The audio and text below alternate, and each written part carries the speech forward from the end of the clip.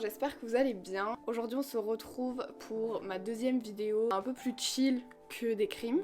D'ailleurs je pense que vous allez le constater de vous-même que je sors mes vidéos de façon assez aléatoire malgré tout. Je préfère faire quelque chose de qualitatif plutôt que de la quantité. Donc je vous propose une vidéo toutes les 2 semaines de True Crime. J'ai fini ma parenthèse. Aujourd'hui j'ai décidé que j'allais tenter, je dis bien tenter, étant donné que je ne suis absolument pas une pro du make-up, de faire un truc un peu fancy. Et je me suis dit que quoi de mieux de vous raconter une anecdote un peu... Ça pourrait être le pitch d'un film comique, le retour. J'ai le miroir ici donc je vais essayer d'alterner. Donc cette anecdote, elle se passe il y a 1 an, je pense. Ce soir-là, je suis donc avec ma meilleure amie. On est en soirée fille, on est chez moi et on papote. D'un coup, elle reçoit un appel d'un garçon qu'elle fréquentait à l'époque, avec qui je ne m'entendais absolument pas. Mais pas du tout. Je le trouvais vraiment très irrespectueux envers elle et même envers moi-même. Mais bon, à partir du moment où elle était contente, j'avais pas trop mon mot à dire, à mon sens. Donc elle finit par répondre à ce fameux garçon et il lui dit, complètement paniqué et bourré par la même occasion, qu'il est bloqué à 45 minutes de là où nous on habitait, qu'il sait pas où il est, que tous ses potes sont partis et qu'il est bloqué. Il partage la localisation et donc ni une ni deux, ma pote qu'on va appeler Clarisse décide de prendre sa voiture et d'aller rejoindre ce mec qu'on va appeler Jules. À ce moment-là, il doit être minuit, quelque chose comme ça. Je veux vraiment pas du tout qu'elle parte toute seule, donc qu'est-ce que je fais?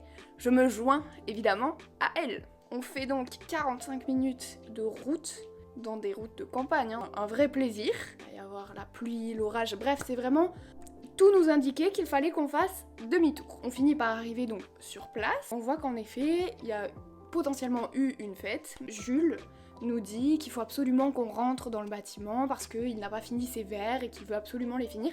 Et il commence à devenir assez agressif. Donc on fait pas trop d'histoire et on décide de rentrer. Là, il y a 3 personnes, dont Jules, qui veut absolument finir ses verres. Et on insiste un peu, on commence à se disputer. Nous on prend nos affaires et on dit bah écoute, t'as qu'à rester sur place et dormir paisiblement. On repart à la voiture et là il nous poursuit, il monte dans la voiture avec nous. On commence à démarrer, il est donc derrière, il se rend compte qu'il n'a plus de batterie sur son téléphone. Donc il commence à essayer de nous attraper les bras, à essayer de nous étrangler, parce qu'il veut absolument brancher son téléphone. Et puis par la même occasion, il refuse catégoriquement de s'attacher. Donc en fait, il virevolte de droite à gauche pendant tout le trajet. Surtout, il essaie d'attraper le frein à main, il essaie de passer les vitesses, enfin bref. Vraiment insupportable. Ça a été 45 minutes de trajet horrible, où il finit quand même par s'endormir, pour notre plus grand plaisir. En fin de compte, on finit par arriver pas très loin de chez lui, mais on connaît pas exactement son adresse. Cependant, Clarisse connaît plus ou moins le lotissement où il vit,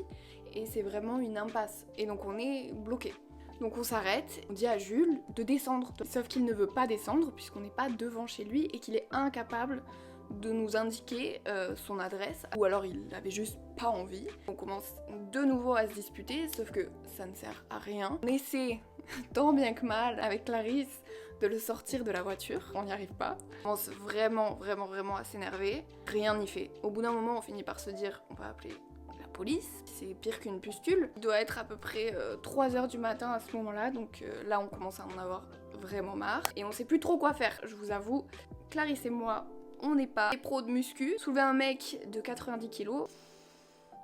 Voilà. Donc là, on fait le move digne d'un film. On prend toutes ses affaires, on les met sur le côté. Et toutes les deux dehors. Clarisse me dit, ok, tu montes dans la voiture. On ferme la voiture à clé. Clarisse, elle est toujours dehors en train de distraire le Jules. Et durant ce petit moment d'organisation extrême quand même, il y a plein de bugs de châtaigne.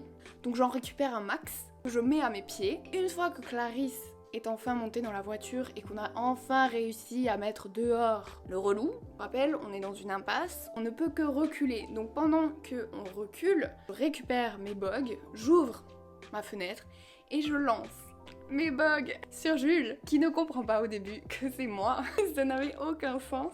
Au final, il finit par se rendre compte quand même que c'est moi et il n'hésite pas du tout à foncer sur la voiture et à mettre un gros coup sur le rétroviseur. Et au final, on finit sain et sauve.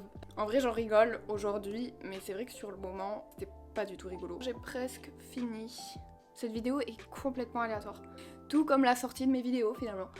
En vrai c'est fancy, mais pas trop non plus. Je voulais aussi dire que s'il y a des cinéphiles sur cette chaîne, je suis une très très grande fan de cinéma. Donc je regarde beaucoup de films. J'ai regardé 2 films qui sont sortis là très récemment. Furiosa, j'adore l'univers Mad Max. Alors ça plaît pas à tout le monde, hein, mais moi je kiffe. Et The Fall Guy, franchement j'ai trop rigolé. Après le scénario en lui-même, je suis pas archi fan. Bon, moi j'en ai fini avec le look. J'espère que ça vous aura plu et je vous retrouve du coup la semaine prochaine avec une nouvelle affaire sur un tueur en série. Et je vous dis à la prochaine.